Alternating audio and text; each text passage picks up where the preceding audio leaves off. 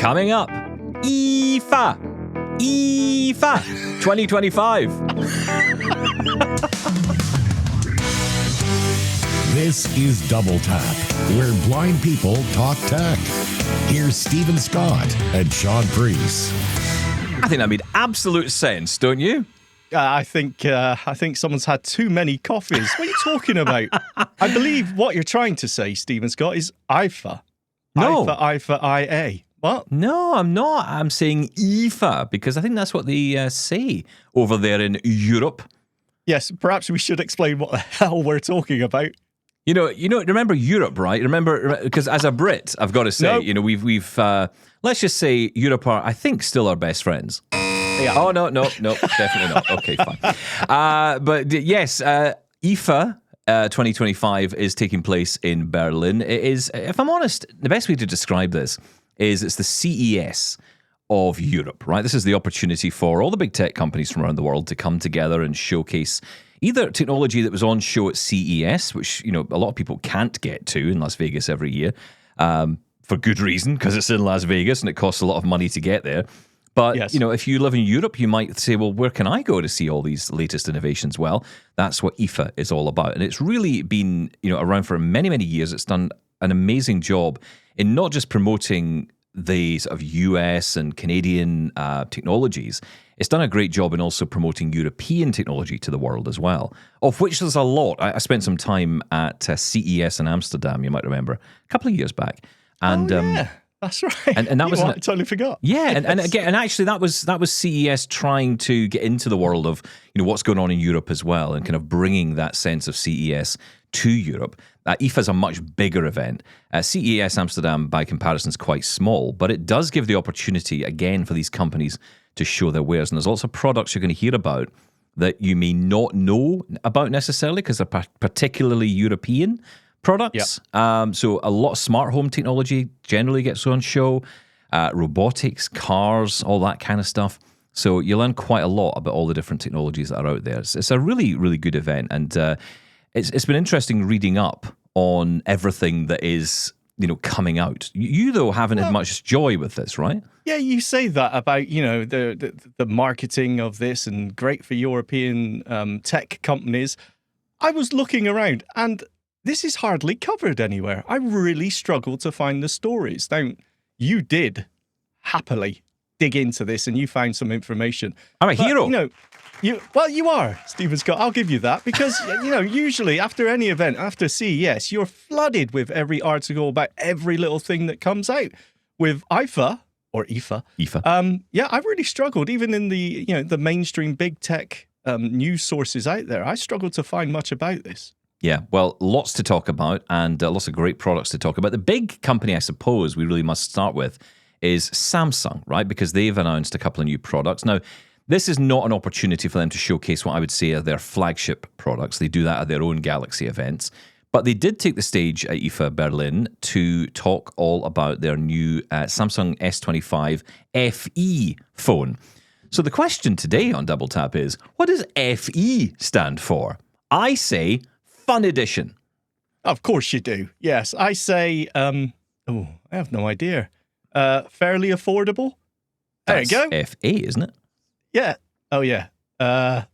Okay, I have no idea. But basically, what I think it's meant to be is comparable to the iPhone SE, right? It's like the flagship S25, just a little bit more affordable. Yeah, well, yes. And affordable is always questionable when it comes to this kind of technology. Yes. I think if we're being honest about it, the A range of Samsung smartphones are the ones that really are the affordable ones. A stands for affordable. See, there you go. A is affordable. FE is Fun Edition or fairly expensive. Fairly expensive. There you go. That's it. We've done it. You're right. Funnily enough, my kids always get the Samsung A range. They honestly could care less about smartphones. If it runs Android and they can, watch YouTube or Netflix on it, they're more than happy. The A range is, as you rightfully say, very, very affordable. Well, the FE that is coming out, this has been announced at IFA you said IFA there. Gone against my own opinion on this. We should say it's spelled IFA. It is, yes, IFA, which do not ask me to pronounce what on earth that stands for, but it's a very important, wonderful event. But yes, IFA, Samsung were showing this off, the S25 FE. It's a 6.7-inch screen, which is interesting, actually, because, well, yeah, that is pretty big, and it's up there with the S25 Plus. I was looking this up. The S25 regular is a 6.2-inch screen. That's the one that Samsung sent me. Just saying, thank you, Samsung. Very nice little phone. You still got that one, have you, Stephen Scott? I absolutely do. They may. I know they may well have asked for it back by now. Months ago. They haven't. They haven't. Have they not? Well, there was that email. Okay. But, let's leave that there. I responded to that email. I said, look, I need to do further testing. And they said, nothing. So I take that as 5 years. I take that as no problem whatsoever. You keep it as long as you want, Stephen Scott. Okay, maybe not, but we'll You're making me choke. we'll get the jiffy bag out and get it sealed up and sent off immediately. That will absolutely happen soon. But Well, no, of this course, is a nice little phone. Yeah, well, the S25 is the flagship device, isn't it? Is this Norwegian? Is it a Norwegian event now? I thought it was Berlin. Stop it. You're a big fan of it.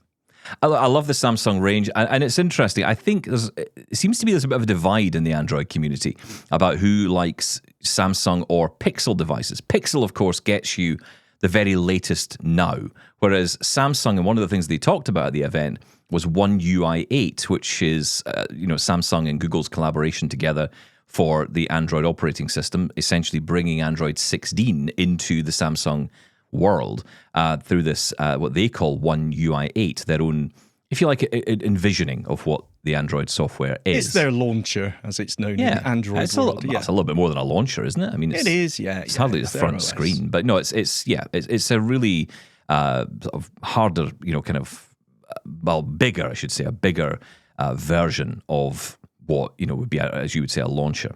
Yeah. But it's an interesting idea. So One UI 8 is coming out later in the year, and this will be on and available on the S25 FE, as it'll be on the S25 range as well, and it'll bring the Android 16 goodness into the world of Android. But, there are caveats to that. We have our good friend John Dyer on regularly who talks about these caveats that come with that. We waited for image description, for example, on the Samsung phones. That was coming originally to Pixel, when we were getting those auto Gemini descriptions, and that was something that we had to wait a little bit longer for.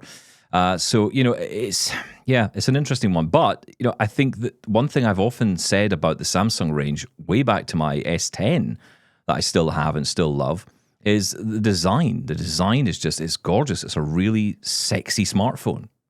Is that a thing? Yeah, no, yes. Actually, you're right. The hardware from Samsung is lovely. But what about the FE? What's different? What are we missing out on the FE edition that you get on the S25? So really I guess the key things you're missing out on here are the processor, right? So you get a Snapdragon processor generally inside these devices, which, is a very, powerful processor inside the S25, the S25 Plus, the Ultras and all that. They get these really powerful processors. You'll hear that name Snapdragon come up a lot because that is, of course, what is now powering the Microsoft Surface laptops and other AI, as they call it, Copilot PCs. They've really gone all in on this. So really powerful processors now inside the mobiles, almost, akin to the silicon that Apple have created for their smartphones, right? But this one, it's running what's called an Exynos. I don't know if that's how you pronounce it. That's exactly how you say it. The Exynos. Yes. I don't know either. No. Yeah.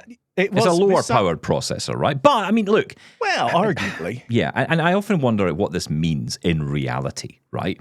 Because when you pick up one of these phones, even the A range of phones now, I am quite surprised at how powerful these things actually are. Maybe I shouldn't be, because let's be honest, we've gone through generation that, something that was out 5 years ago that blew our minds, we said was amazing, that's now trickling down to the A range and the FE range and all of that. So suddenly you've got actually a pretty powerful smartphone. I don't think we need to worry about specifications as much as we perhaps needed to before. Yeah, I think we could have had this same conversation for the last 7 years, to be honest. I feel we are having that now, yeah. Yeah, well, we've topped out when it comes to performance, and the average guy on the street doesn't care what hardware is in there. It's just, does it do this? Does it run this app? And I can use it. And the answer is, yeah, most people won't even notice. So processor spec down, actually, most people won't even care about. So that's okay. I can let that go. Next. Okay, well, there's that. I mean, you're not going to get the best or better screen that you're going to get on that. Again, I think from our perspective, who cares?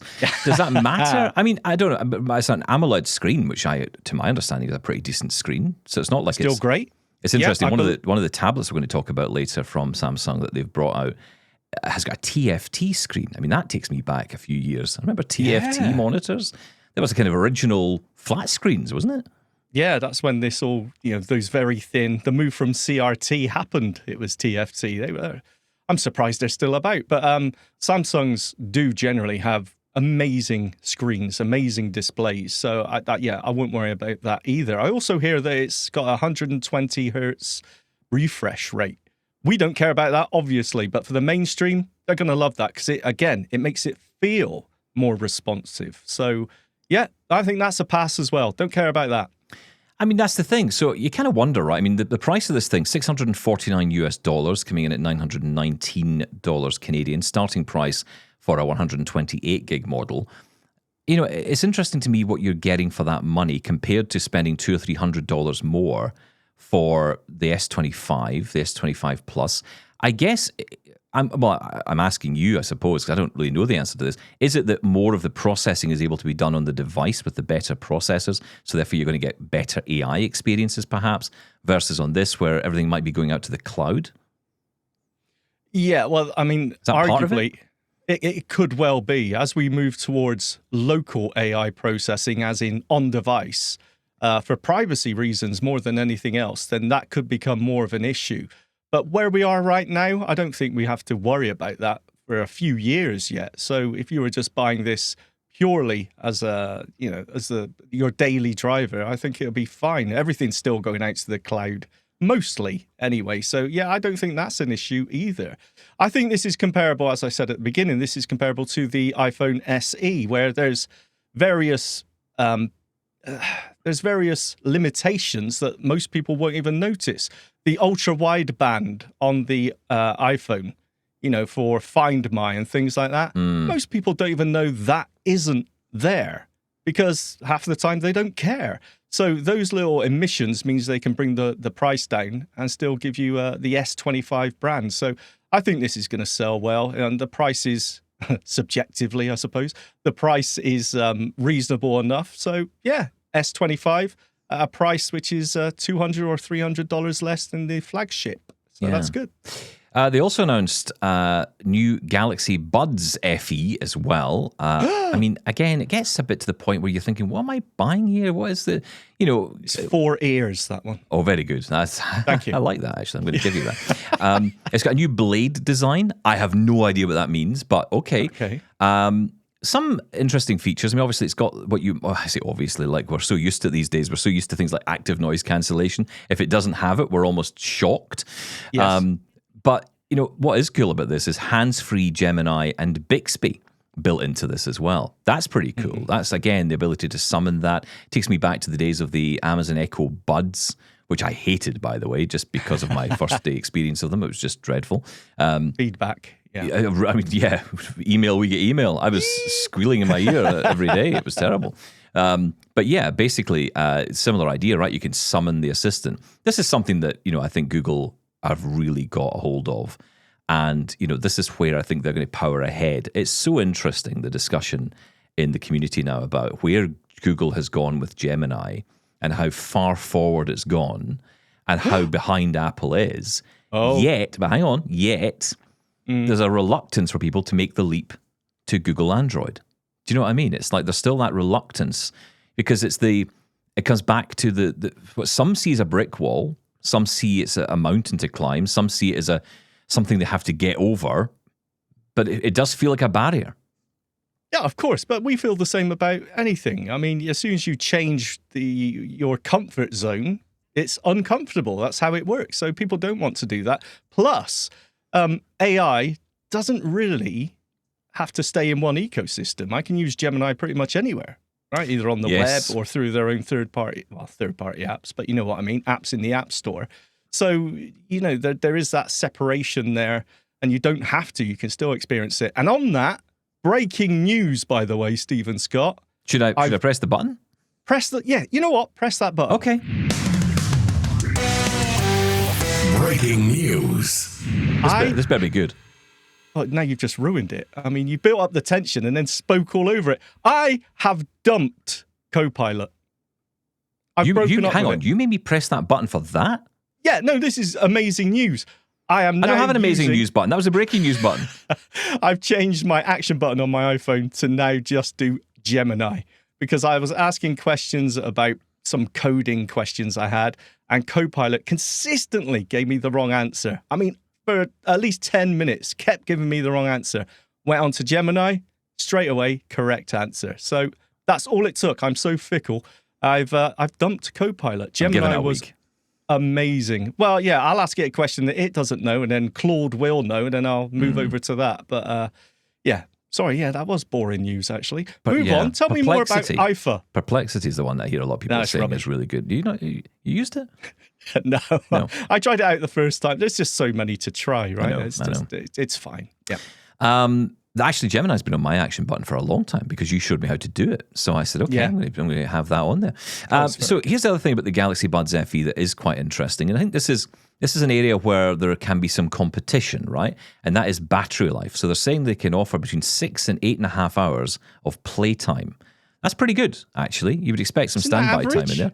Well, I don't know. I mean, I think my AirPods Pro 2s are on. That's giving me about 5 hours. And that, obviously over time, that's going to start to fade. So, 5 hours seems to be the average. It's funny, when we were on that flight back from, where were we? At CSUN. On that flight back, that was the true test of it. And it was also giving you a chance to not hear my voice for 5 hours. Yeah, what I need is a Stephen Scott cancellation mode, and your voice seems to get through no matter what I try. I can do my own cancellation mode. Don't you worry about that. Just give me 5 minutes. I can come up with something. And price-wise for that, if you are interested in the Galaxy Buds FE, you're talking $179 US. So, they're on a par with, I would guess. I mean, this feels to me, if you're going to equate it, like the AirPods 4, right? It's got that kind of feel to it. Rather than the Pros, you're kind of looking at, I would say, more of the kind of AirPods line. They have, of course, got the higher-end Galaxy Buds, which would be more akin and with more features. And, of course, they talk about things like live translation and all that kind of stuff in there, which they really pack into those higher-end ones. But, if you're just looking for a pair, I say just looking for a pair, it's still a lot of money. For a cheap pair. Yeah, it's still a lot of money for a pair $180. Again, it's building it into the ecosystem, isn't it? I mean, it's like the Apple AirPods thing, right? They tie in. It's so funny everyone talks about the Apple ecosystem like it's the only ecosystem in the world that's absolutely terrible and evil. And it's like, no, it's not the only one that's out there. There's loads. There's Galaxy now with Samsung. There's the Google ecosystem. Buds. Yeah, they've got their own ecosystem as well. More so recently since that court ruling, which has kind of solidified the need for ecosystems, I would say, following that. But we can talk about that another day. Let's talk about the tablets. So the the Tab 11? S11, Tab S11. S11, yes, Galaxy Tab S11. So this is an 11-inch tablet. They've also brought one out in a 14.6-inch version as well. It's huge. Yeah, it's huge. Someone was saying they should just go all the way, like 21-inch tablets. Let's just tables. Let's just not have a tablet. Just have a table. Take the T off it. Like arcade machines in the 80s where you used to sit at them. That was the day. The S range, the Galaxy Tabs, actually were really popular. I know a few people that have used them and absolutely swore by them, especially with the S Pen. If you're low vision and you can use it, the S Pen support was meant to be really good. It is. And look, they're very popular tablets, I guess, for the people who love the creative work. Another big selling point for them is this DeX functionality, and you get this in the phones as well, where you can connect it to a monitor and it kind of becomes a computer in its own right. iPad Pro has tried to get there, has never quite managed it. But I think Samsung are further ahead with this. I have never tried, not recently anyway, the DeX support on the smartphones, on the S25, for example, and what the accessibility would be like on that. I'd be intrigued. I mean, it's running Android, isn't it? You need more time to review it, Stephen Scott. That's why. So yeah, I need more time. That's what I need. Well, you know what? The concept behind it is amazing, and whenever I see the demos of it on Samsung keynotes, I think, yeah, that looks really cool. Just imagine being able to take the phone. Let's use the phone for example, out of your pocket, throw it in a dock on your desktop, and then you've got the desktop environment there using a keyboard and a mouse or whatever it may be. Absolutely amazing. Does it work in practice? I've heard hit and miss, to be honest, but the concept is great. Now, the pricing for these starts at around $10.99, goes up to $15.99 starting price for the 14.6 inch. So we're talking, and that's US pricing. That's pretty high, but I guess it's becoming pretty average for these kind of devices. If you wanted something a little bit more affordable, they did also announce the S10 Tab Lite, which is the one I was telling you about, this 10.9-inch tablet that's got the TFT screen. So I don't know what that's going to be like in terms of a quality screen. I mean, from Samsung... Tell me how cheap it is. I don't care about the screen, so how cheap is it? Well, and I should also say it comes with now this is interesting, an S Pen, but with no Bluetooth. Whereas it says on the notes for the other one, for the more expensive ones, they come with a Bluetooth S Pen. So if it doesn't connect via Bluetooth, how does it work? Is it just a little silly nub? Is it just a stick? It's just a stick that they give you. I don't know how that works. But That's basically just a stylus at that point. Yeah, right. pretty much. Yeah, it's just a S stands for stylus pen, which you can buy off Amazon for $1. I'm quite happy that Samsung haven't sort of dumped the tablet side of things, to be honest, because the tablets seem to have lost their popularity a little bit. I don't know if that's because of the screen size of our smartphones have gone up or what it seems to be. But I hear a lot less people talking about tablets. So it's good to know that Samsung are still putting them out there. I just wonder how well they're going to sell. Yeah. And pricing for this, now what do you think? We're talking, so you're starting at $1,000 or just over $1,000 for the S11. What do you think the S10 Tab Lite is coming in at? US pricing. US pricing, and it's last gen. I'm going to say $499. And you would be right, my friend. On the nose. Do I win a prize? That's beautiful. Yeah, yes, you do win a prize. You win last year's Samsung Galaxy S10 Tab Lite. Congratulations. Now, they are quite high spec anyway. Right? You compare these to something like the Amazon Fire tablet or something around that, the budget side of things. $499 isn't budget. Let's just put that out there for a start. No. But when you're talking about this level of tablet performance-wise, this isn't something you're just using to browse or maybe watch Netflix. This is something you want to be maybe a little bit more productive with. Then, that's a decent price. I don't know if I'd say that about the S10 Tab. I think that is more of a consumer level, or maybe children's. Not $499. I don't know. Well, compared to the iPad, what's it coming? $329, something like that for the iPad, the kids edition as they call it, or well, they don't call it that, but no, basically they definitely don't. Well, it kind of is the kids edition, right? It's the one that you would give the kids. So what else would you call it? Well, look, I would say, look, there's tablets. I mentioned the Fire tablet, right? I'm talking about, let's say, sub $150 tablets. I would say they're great if you just want to watch some streaming media or you want to browse the web, even maybe do an email on. But other than that, if you want to play games, that's the other thing lots of people use their tablets for, playing the mobile games. I don't think they're really up there. You're going to be frustrated by the performance. That's when you start looking up a little bit. The $329 for the iPad, the entry-level iPad, and I would say this S10 as well. Not a bad price. Also running the same processor as the Galaxy S25 FE as well, that Exynos processor as well. Yeah. So, kind of gives you an idea of where they're going with it. But an interesting idea.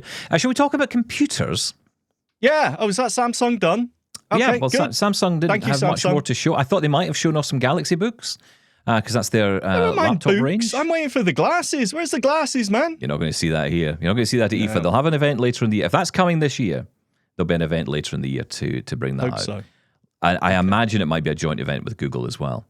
So I'm definitely looking out for that one. I was actually quite excited about this because it was kind of, to me, it was primed as a Galaxy AI event.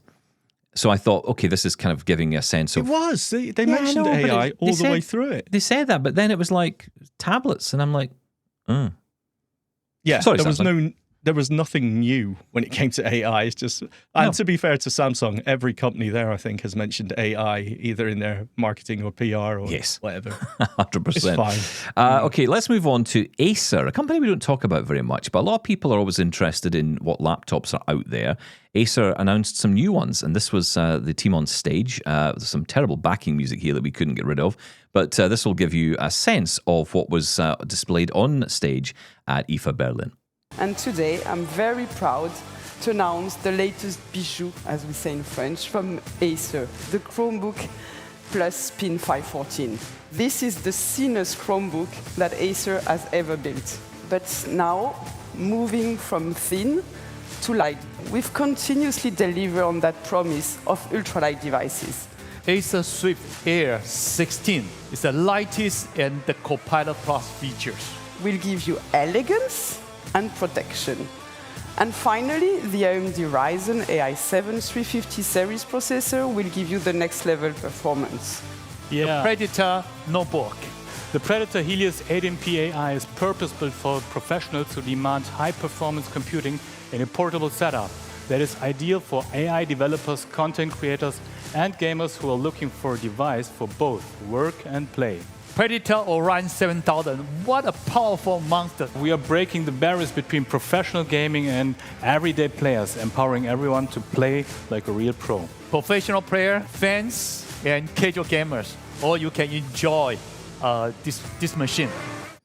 So a range of different laptops on show from Acer, from the budget all the way up to, and they showed some business laptops in there as well on the stage, but right up to gaming laptop with some business built into it. I think they're trying to go for this market where people are interested in, doing their work during the day and then, gaming at night, right? They want to get that middle ground of people who are maybe not the high-end gamers, the ones who are sitting there on their games all day long or are obsessed with, the very latest of everything, and it has to be RGB lit until, doomsday. RGB means it's gaming. It's the mullet of laptops. It's business at the front, party at the back. That's exactly that. I saw that phrase directed at this. Yeah, that's right. This is exactly what it's called, the mullet of laptops. Not the best description, if I'm honest. I don't know if they'll love that over at Acer. Do you know what, though? It's so funny when I see these sort of the marketing about laptops, because it's either one or the other. Usually it's business, and they have whole ranges. This is your business one. This is your gaming one. I don't think it's quite as simple as that anymore, and this does sort of bridge the gap. But what we're talking about, when they say gaming laptop, they're talking about the graphics chipset that's built into this, right? And it's at this stage, we're talking usually NVIDIA. They're the kings of graphics. If you want to play the latest, greatest games, you're going to need an NVIDIA graphics chipset in there. So that's what we're talking about. But it's not only gaming. My daughter does 3D modeling. She uses Blender and all these other, I don't even know what they are, these graphics. And to render that stuff out once you've done it, you need a high-end graphics card. And these are also great for that. But they always tend to go for the gaming because it is a huge market. So, yeah, I mean, you can't say anything bad about it. If it's got great performance in there, and that's what you need for gaming, you need the highest specs on every department when it comes to these top-end games. So, yeah, you can't grumble. I want to know the price, of course. Well, I mean, go check it out. And honestly, there's so many different prices for so many different devices different out models, there, right? Yeah, that's the trouble. And obviously different places, different pricing. But what I will say is it is becoming harder and harder now. I think when you go to a store like a Best Buy, or in the UK it's a Currys, or wherever you go, you're going in, you're looking at all these different laptops, and they either feel like they're very business-like or it's high-end gaming.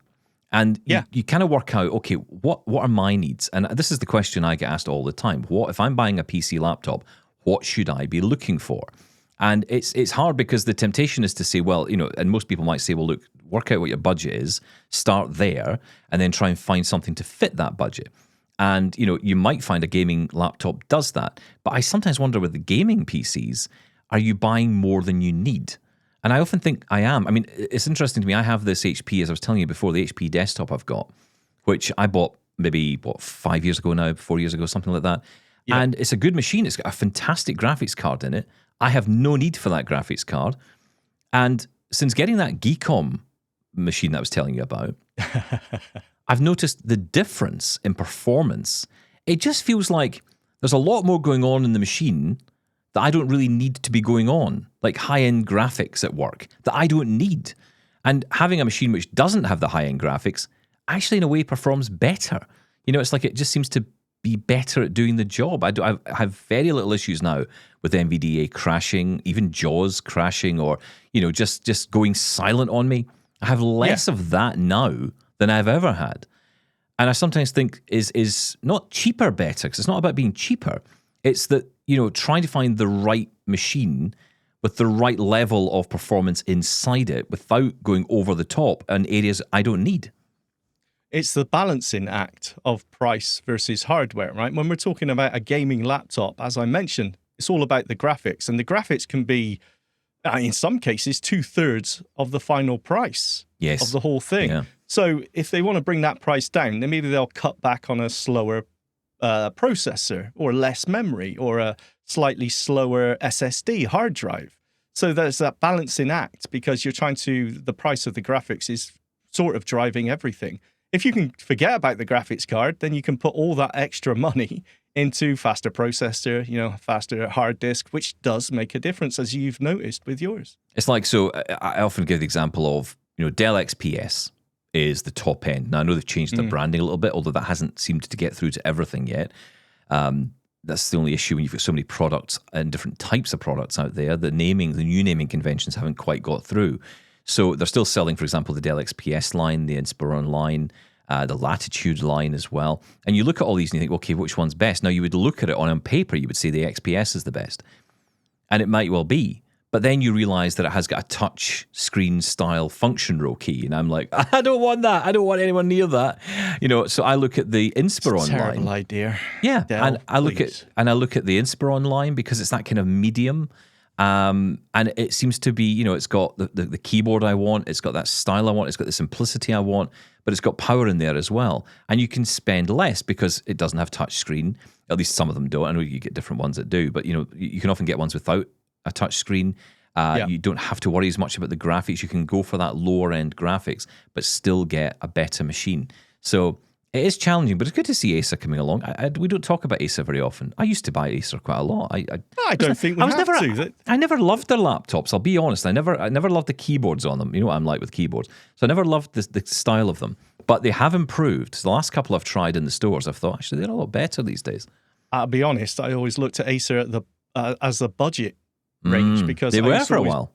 For my kids when they were going to school, I used to always get them Acer laptops. It was supermarkets. I called them supermarket laptops because you're going to a superstore. You're going to a big supermarket, and that's often what was selling.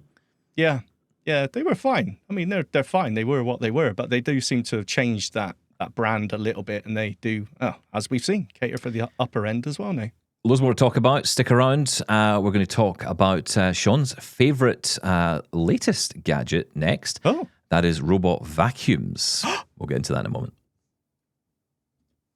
Double Tap thanks Turtleback Cases for supporting this podcast and for their decades-long commitment to the blind and low vision community.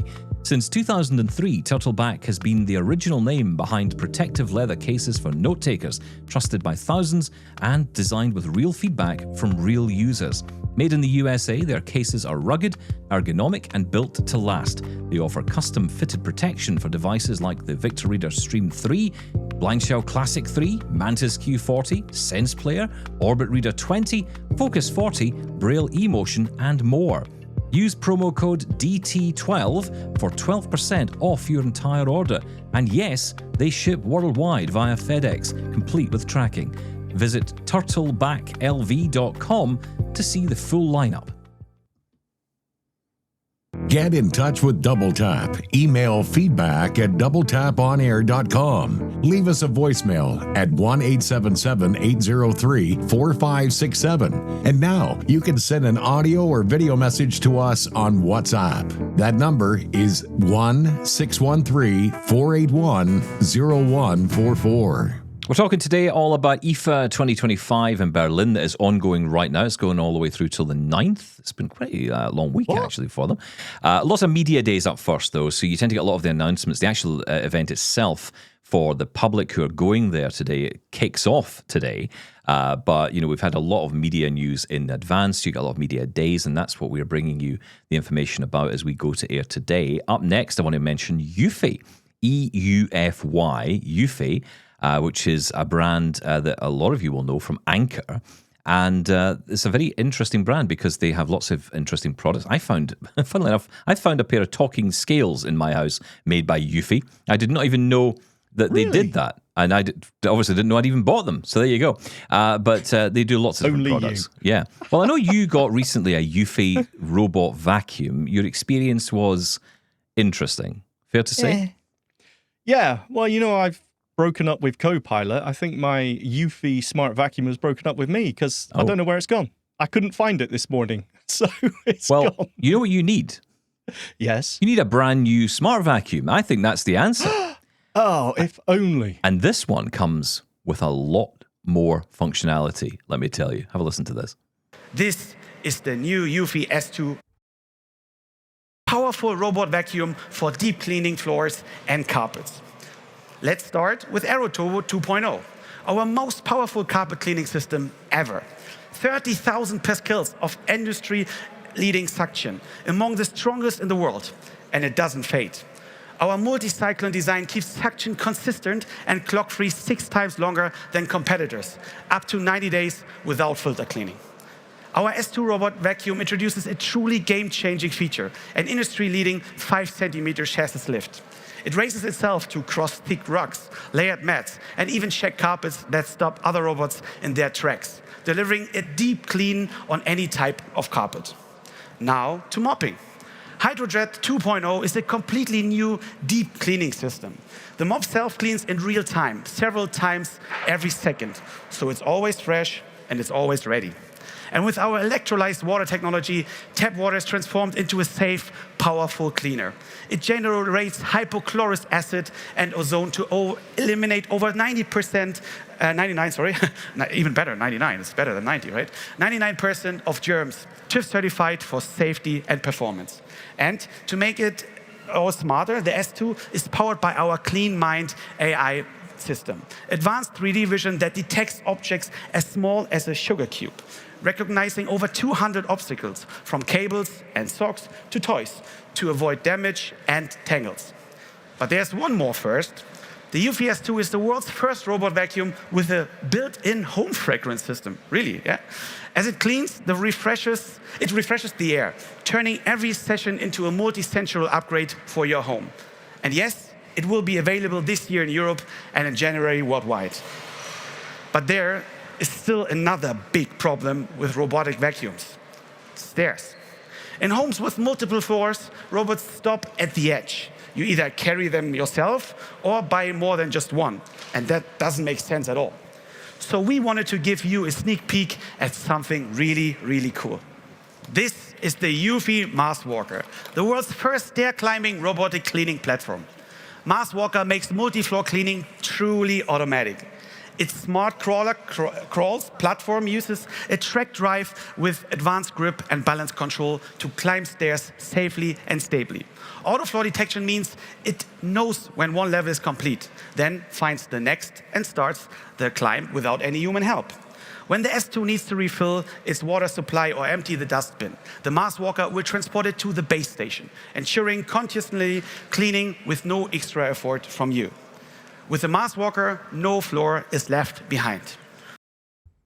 So there you go. Is that enough in your robot vacuum there? You've got the vacuum, you've got the mop, and it could even climb the stairs for you as well, Shaun Preece. How about that? Sorry. Can yours do that? No, it can't. Mine can't even get back home to charge. It's missing as we speak.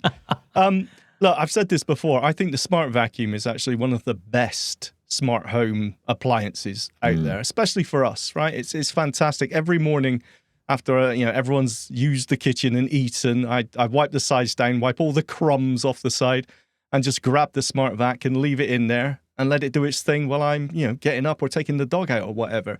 It's amazing. It's so useful for us, and it generally does a great job. I mean, I went with Eufy because it was the cheapest one I could get. Mine was around 100 UK pounds, 99 UK pounds, which is a bargain for the technology you get.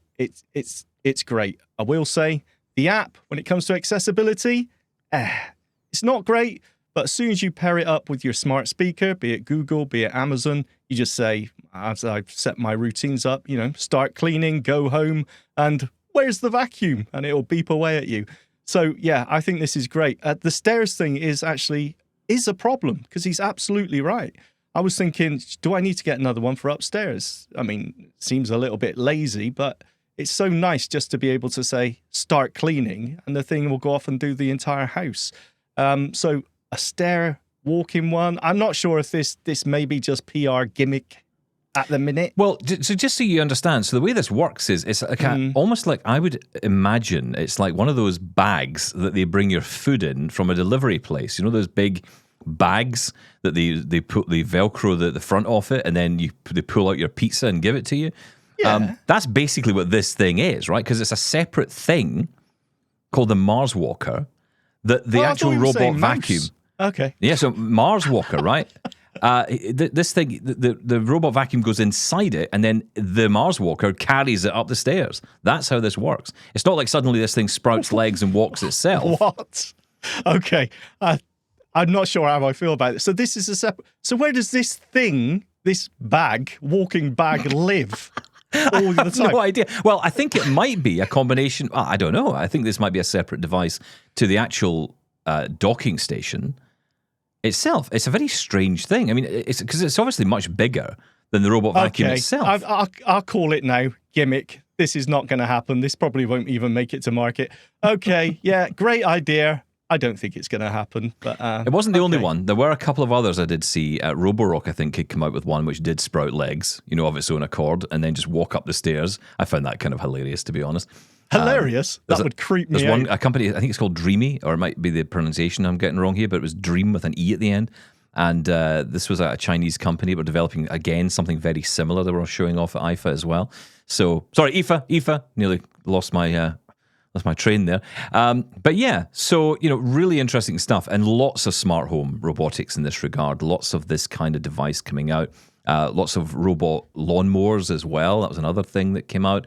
I would love to find one for artificial grass that could clean artificial grass. I suppose you could use a regular vacuum, but I don't think it would be quite as good. Can you? Yeah, no, you absolutely can. It's funny, when I replaced my old Roomba with the Eufy, I thought, should I throw this out? It seems like a bit of a waste. I could use it for outside. Just set it off on the artificial grass. It's absolutely fine. Lasted about 10 minutes before it got wet and then just sizzled away. But apart from that, it's a great idea. You know what? Well, as I mentioned, when it comes to the smart home, we get so many devices thrown at us, be it for the kitchen or whatever it may be. And most of the time, they're just impractical. They just don't save you time. But the Smart Vac, actually, I would recommend to anyone to test out, especially as the price is coming down for better features. So mine still gets lost. It still won't find its way home. I've still got to pick it up, stick it right in front of its base, and then tell it to go home, and then it'll find it. Otherwise, it just gets lost all the time. Listen, I was the same with the Roomba. The Roomba was exactly the same. Battery would just die in the middle of the room. And you would think, but hang on, the whole thing with the Roomba was it was supposed to know it was dying, have enough power to get itself back to base and charge up and then go out again. But it never seemed to work that way. I want to ask you about that experience you had, because you said the app wasn't particularly accessible, but then you went on to say, well, I managed to set it up with my routines and I got it working with the Lady A or whatever. So is it accessible enough that you could buy it and get it functioning? It's not like the app is inaccessible.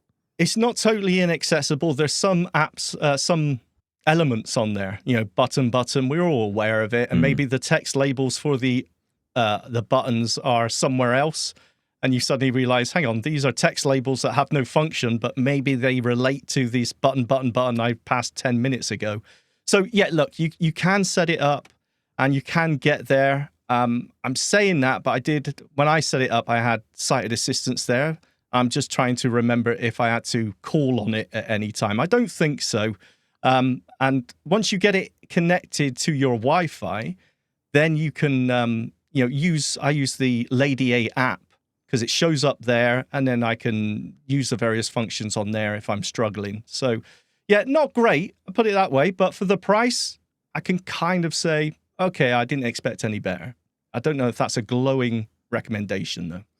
Listen, I want to mention some other products from Anker in particular. They're known for their chargers, and they announced a couple of new charging stations. They mentioned one in particular, which I thought was quite good. There's a Belkin charger that's been around for a while. There's a 3-in-1 charger, which kind of stands up. It's got MagSafe in it. It's got beautiful. Yeah, you know this one, right? It's become a bit traditional for Belkin to have this out there. I can't remember the actual name of it, but it's like a 3-in-1 charger. Pro, I believe, something like that. You've got a little arm that stands up. You've got a little pad where you can put your AirPods. There's a little arm that sticks up, and you can have on there your mag. There's it's almost like a branch. It branches off like a T shape. It's like a big letter, capital T, with a circle at each end of the top. And you've got the MagSafe on one. You can put your watch on the other. I mean, you'll be able to put a Pixel on there now, I guess. Yes. So that's quite cool as well. But yeah, Anker brought one out. Now, the thing with the Belkin Boost is it's a 15-watt charger. But now with Qi 2 charging standard, you can get a faster charge. And the one that Anker's bringing out will have a 25-watt charge. And they're saying it's getting closer now to being plugged in. Because oftentimes the challenge with those MagSafe chargers is you're not getting as fast a charge. You might put your phone on there for a little while, and if you ever think, I really need to get my phone charged quickly, I'm leaving in 10 minutes, you're better plugging it in to get more charge quickly. But with the Qi 2 charging, you get that extra 10 watts of power delivered to the phone, so that's pretty good. So that'll be interesting to see how that works. Now, Anker have a number of sub-brands as well. I mean, obviously, Eufy is one of them, but they also have Soundcore. And Soundcore is known for speakers. They announced a couple of new speakers. One designed like a Pepsi can. They had like party speakers on show as well. But there was one device. I was asking my good friend Tim Dixon about the Plod AI Note and whether, after his experience with it, was it worth getting? And he said, well, you might want to hold off, Stephen, because the Plod AI Note Pro is coming out. And I'm like, well, it's got Pro in the title. It's going to be even better. So, I'm kind of holding on for that. But I might actually hold on for this. Soundcore are bringing out their own AI voice recorder. Have a listen to this. Designed to instantly capture every important detail, both accurately and intelligently. In our daily lives, we constantly have to make sure that never happens. Smaller than a coin, it clips to your clothing and records throughout the day. A double tap lets you mark important moments in a conversation, a meeting, or an interview, so you can easily find them later. Powered by industry-leading automatic speech recognition, it transcribes speech with up to 97% accuracy in over 100 languages. Then, using ChatGPT 4.1, it organizes that audio with speaker labels and summaries, making it easy to capture key points and action items. The result? Using the Soundcore app, you can search, organize, and share accurate transcripts in seconds, turning every conversation into actionable information. The Soundcore AI voice recorder will go on sale later this year. So this is bringing, again, this kind of AI summarization tool to a device which you wear. What are your thoughts on these? Because there seems to be more and more of them coming out. They're all trying different styles, different designs. It's from a brand people know. It's using ChatGPT for that AI recording and summarization. Are you keen on this? Yeah, I personally can't think of a use case for me. But if you're someone who's, I don't know, in meetings a lot or whatever, have a need for it, then absolutely. You're so right about Anker. The Soundcore range, I love. All right, again, very reasonable price. Sound is great for most of the earbuds and speakers. I'm expecting to fall into that as well. Same with the smart vacuums. A lot of the range, I think they do a really good job for the price. I worry about this app isn't going to be accessible.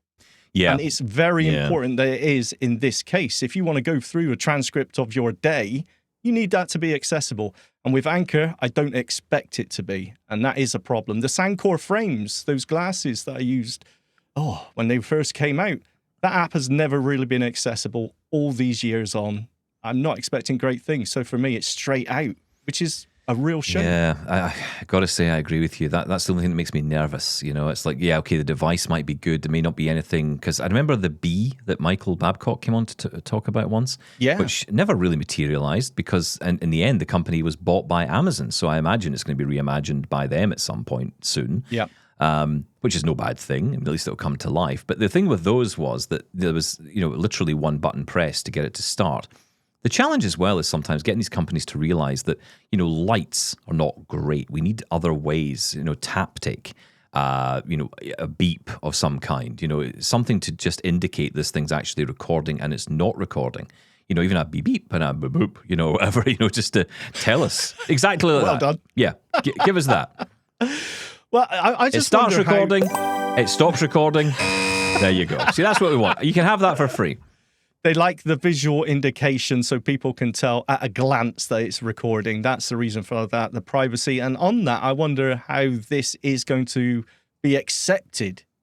We know the problems we've had with cameras, right? First, we had the Bluetooth headsets. Mm-hmm. You were ashamed to wear them back in the day because people, what are you wearing? But now nobody cares. And I think it's gone that way with cameras. No one really cares if you record anymore to a degree. I just wonder when it comes to, hey, I'm always audio recording you, are people going to be okay with that? Well, there seems to be a bigger issue, which I don't really want to spend time getting into today, but it is interesting you bring that up. The issue of people turning up to meetings with their AI voice note recorder or, their AI companion on the call. And actually what some people are doing now is saying, I'm not even going to bother turning up to the meeting anymore. I'm just going to let the AI meeting do its thing. The companion notes, grab the information and I'll get the summary afterwards. So it's especially if someone's there, the idea of a note taker being at the meeting now, well, you've already got one. You've got one in that format. Anyway, look, I want to move on because there's a few more I'm going to get to before we leave you today. But Philips Hue had a bit of an announcement, and that was, on the face of it, I think maybe, and on the surface, maybe something rather boring. Because it was like, oh, great, they've brought out a new hub for their lights. Okay, whatever. You might say that, but actually, what they've done is kind of interesting. So they brought this thing out.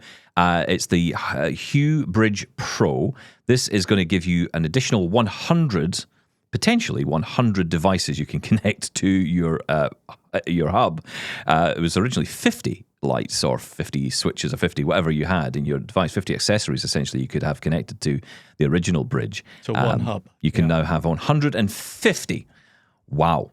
So that's quite interesting. It supports 50 accessories on top of that as well. The big feature that everyone's talking about is motion sensing. So what it's going to be able to do is take your existing lights, so the existing lights in your home, and it will make them suddenly into motion sensors. Okay? So if you have, and you have to have a minimum of 3 lights in a zone for it to work. So if you have a number of, as I do, those little recessed lights, and they're all Philips Hue, when you walk in a room, that can be a sensor.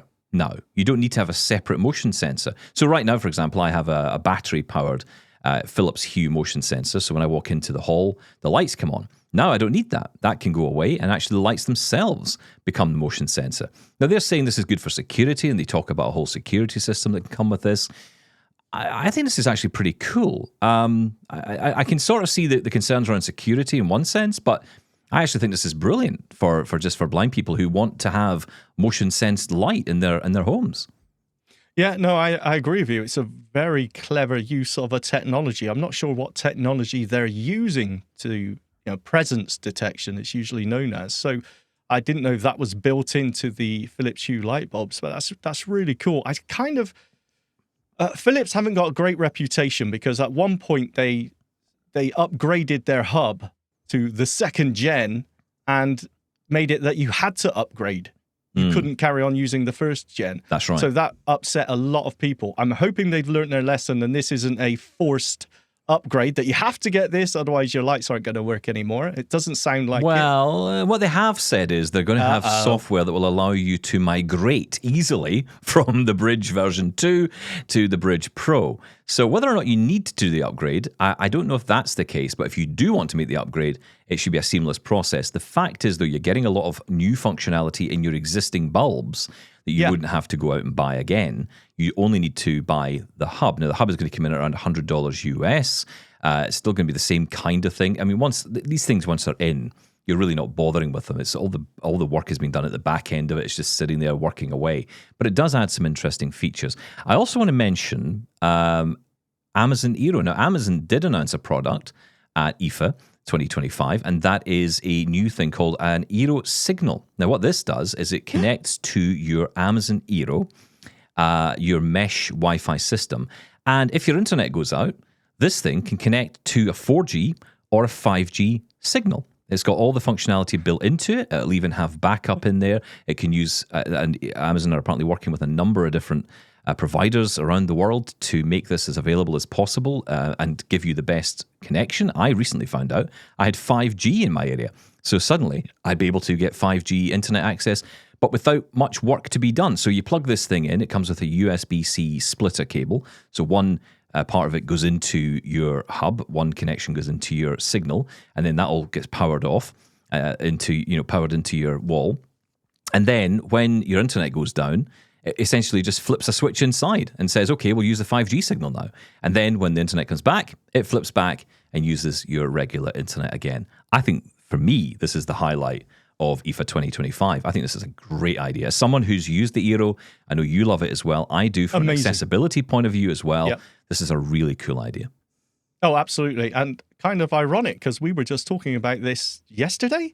How we would love a backup system in case our internet went down. Yeah. This is exactly it. Yeah, this is great. And also, I believe there's a 4G version available. There is. It's going to be $100 for the 4G version, another $100 on top of that for the 5G version. You will have to have an Eero. Now, what's it called? The Eero Plus Eero plan? Plus subscription. Yeah. Yes, that's a $9.99. That's $10 a month, basically, subscription. I believe it's a little bit cheaper if you pay annually. And it gives you extra features as well, such as, I believe, parental control and things like that. But does that include the price of the data connection itself, your mobile data, the 5G and 4G subscription? It does, yes. So you'll get 10 gig of data on that $10 a month plan you're talking about there. But in addition to that, you will also get 100 gig if you spend more money, Shaun Preece, oddly enough. I always want to spend more money. Great. Now, this is fantastic. We didn't even get to the Lenovo ThinkPads that are now available in white and the Kata Friends, which you must come back and talk about. This new, basically the Tamagotchi of the whatever century we're now in. The latest generation. It's basically ChatGPT inside a fur baby. Interesting idea. Anyway, that's it for us today. Thank you so much for listening. Thank you for watching on YouTube as well. We'll catch you again next time on Double Tap. Thank you, Shaun. Thank you. Bye-bye.